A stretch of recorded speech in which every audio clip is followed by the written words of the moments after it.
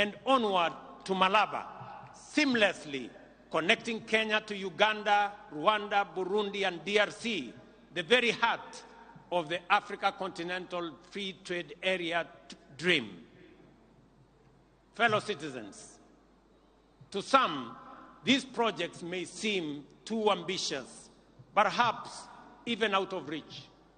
But this is precisely where bold, visionary, and heroic leadership comes into play, the kind that Raila Odinga embodied.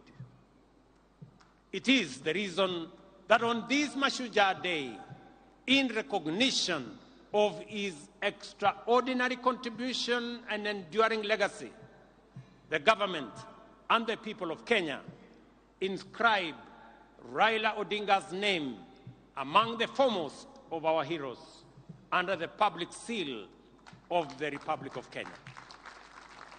On behalf of a grateful nation and through the authority vested in me as president, I have today posthumously conferred upon the Right Honorable Raila Odinga the highest honor of the Republic, the Chief of the Order of the Golden Heart of Kenya.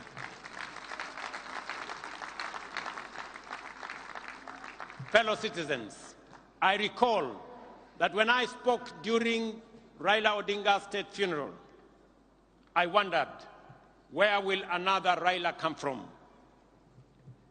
The truth is, there will forever be only one Raila Amolo Odinga, a single spirit, a towering patriot, and a hero for ages. But if we, the people he so deeply loved and served, choose to live by the lessons he's taught us, to love Kenya more than we love ourselves, to put unity above division, to aspire for greater, and to serve with courage and conviction, then we can become a great nation of 50 million heroes.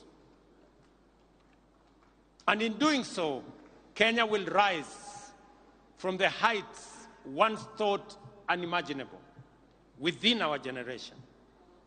That, fellow patriots, is our noble challenge on this Mashujaa Day. Kabla sijamaliza hotuba yangu, ndugu wananchi wa Kitui na Kenya,